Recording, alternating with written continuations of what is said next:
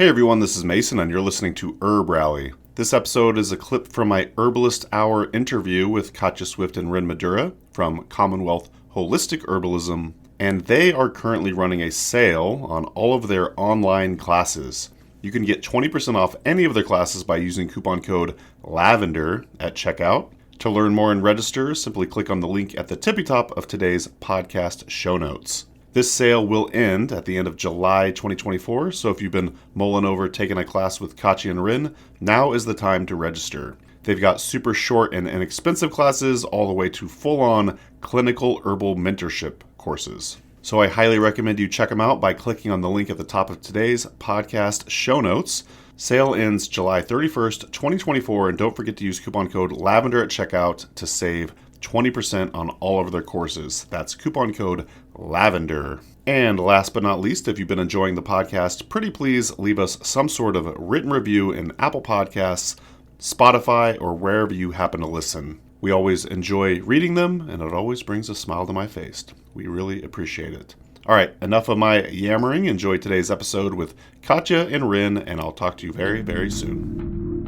A little bit of housekeeping before we get into the show. The content in this podcast is for educational and entertainment purposes only. It is not intended to cure, diagnose, treat, or prevent any disease. This information has not been evaluated by the Food and Drug Administration. We are not doctors, nor do we play one on the internet. Please seek advice from a qualified healthcare professional. Okay, Emcee Calico, take it away.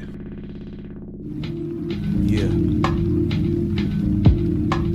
Smoking herbal blends.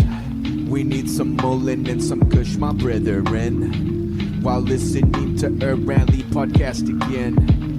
Herbalism at its finest with Mason Hutchinson. Yeah.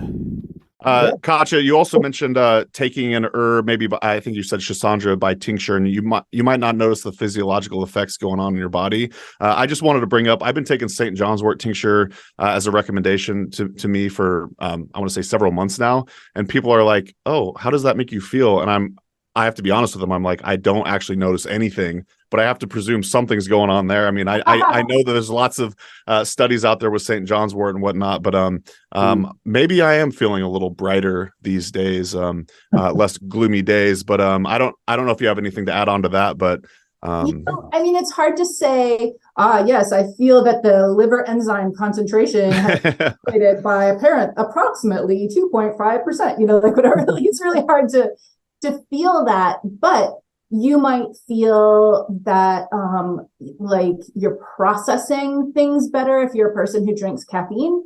Yeah. You may find that it clears better, or if you're a person who drinks alcohol, you may find that you have a little less hangover. It might be subtle at first, and so you might have to sort of ask yourself, like, do I feel that? And then like give yourself a minute to be like, you know what, actually that has been happening and I didn't quite notice. Or you may find that like overall transit time in the digestive system improves, or in other words, you're less constipated. Right.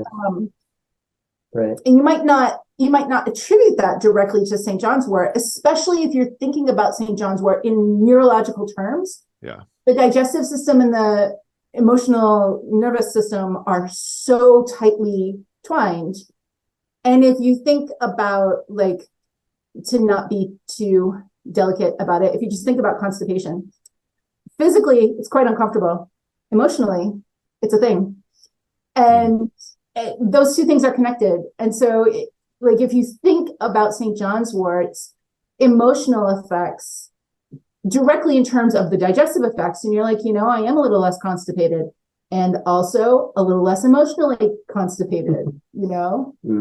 Yeah, those would be the kinds of effects we would be highlighting for somebody who was going to work with St. John's wort for that. Would be like, all right, this is what we're going to look out for over a period of time that might be, like you said, a few months or 6 months or something like that. Yeah. And it can often be hard to kind of think back to where you got started from, you know? Yeah. And then so it's like, all right, well, what are we going to track and how are we going to do that? And both as like a thing for students or people studying herbalism or working with herbs to do for themselves. When you're learning a new herb or when you're experimenting with a new herb for yourself. But then, yeah, also when you're going to be a clinician and you're going to recommend the herb to someone else, you want to help them to get some of those goalposts or those way markers, right? If they come in and they do an intake session with you, that's a bunch of data, right? That's a baseline, or that's like a snapshot of what's going on for that person right now. And then if we meet again in a month or 3 months or 2 weeks or whatever the right time is, we can see where they've gotten to. But what's really great is if someone is going to like keep some kind of a journal or some kind of like a health checklist, like how am I doing today on these 6 markers? You know, this is what's been bugging me. This is what I'm trying to change. I start this herbal protocol. I start this new set of lifestyle habits. We check in on those once a day, you know, something like that. That can be effective. Other people like a more, you know, narrative journal. Some people like symptom scores. People like different things, but something like that is really, really important because we want to know if our herbs are working, right? We want to know if the thing that we're working with is doing what we hoped for. And again, it's so easy to forget where you were yesterday, a week ago, let alone months ago. True. Also, like humans get stuck in a rut. Like that is just the default for any given human is a rut because that's efficient. Like the human body is just like an efficiency seeking entity at all times. And so if you have not been well in whatever way, you get migraines, you get whatever, you kind of adjust to that as being your normal. And that settles in. And when something changes, great, it changes, but you very quickly adjust to that being your normal. And so you kind of try to check in with yourself and you're like, I don't know, I feel normal. And it's like pushing past that to like, no, I need to really like evaluate what that means. And this is why I personally have trouble with the number scores. A lot of people find them helpful, and there's so many ways to track things that it's good to try different ways and see what works best for you. But I really find a little bit of like quantitative and qualitative narrative to be helpful. So if somebody says like, I get migraines 5 times a week, and those migraines are enough to make me stay home, you know, not go and do what I wanted to do. And then a month later, you see that person again and you say, hey, how are you doing? And they say, oh, about the same. And they believe that because that is what the human, it's not because they're dumb or because they're not intuitive or they're not connected to their body or whatever. They believe it because that's what the human brain does. Everything, like what you're doing right now, it is normal. And so then you say, okay, how often did you have a migraine last week?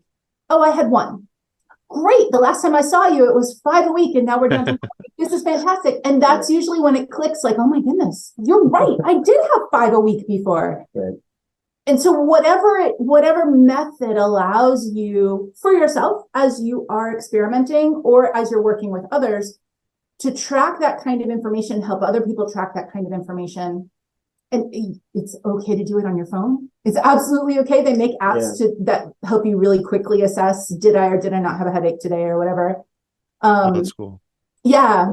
One that we really like is called Dailyo. It's just a little graphical. You just click the picture, but yeah, you give it the list of things that you want to just track. You know, did this happen today or not? Like had a headache, didn't have a headache. You could put your number scale in there. You could do different things. Got to bed on time, stayed up late, whatever, and then you know you can collect some data. So, but again, the point is just like finding some way to do that.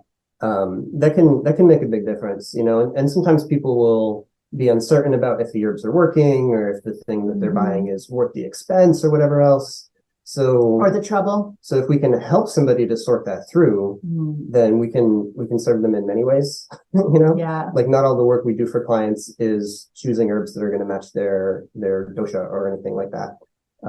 You know, actually, and we were just talking with one of our mentorship groups. We have as students progress, you know, from their first classes all the way through towards clinical herbalism. When they're ready to start seeing their own clients, we have them in weekly mentorship so that we're going over every client with them and helping them as they like learn to do this work on their own and get comfortable with it. So anyway, last week with our mentorship group, we were talking specifically about that in the, like when you're working with somebody clinically or as friends or whatever, your first suggestion is not the final answer. Like your first suggestion is the first round of experimentation. And then you have to track the data. There's not like a guarantee that first formula, that first whatever is going to be the perfect thing that works, no matter how good of an herbalist you are. Yeah. Because everything is about like, okay, we're going to match up these ideas with this body. We think this is going to be the outcome. Now we're going to do the experiment and find out. And so you always have to be following up and checking that data and making adjustments, because even if it was perfect, there's still going to be adjustments. Oh, okay, great. Well, it was perfect for a month, but now your body's different. So we might need a different formula now. Or we kind of hope for that, don't we? Right. Or maybe it wasn't the perfect thing. There's nothing wrong with that. That does not mean you're a bad herbalist. It just means we have data now and we'll make some adjustments and get closer to the target each time.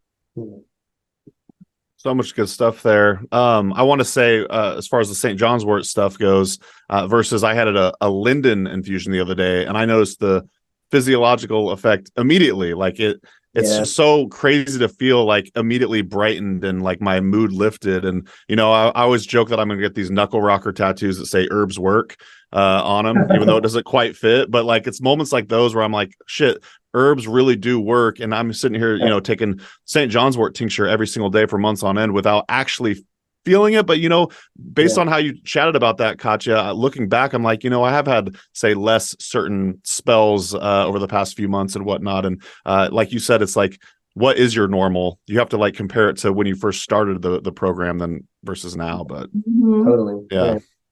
And that's going to do it for today's episode. Thanks so much for listening to the HerbRally podcast. If you'd like to hear more from us here at HerbRally, we now have a text message community, believe it or not.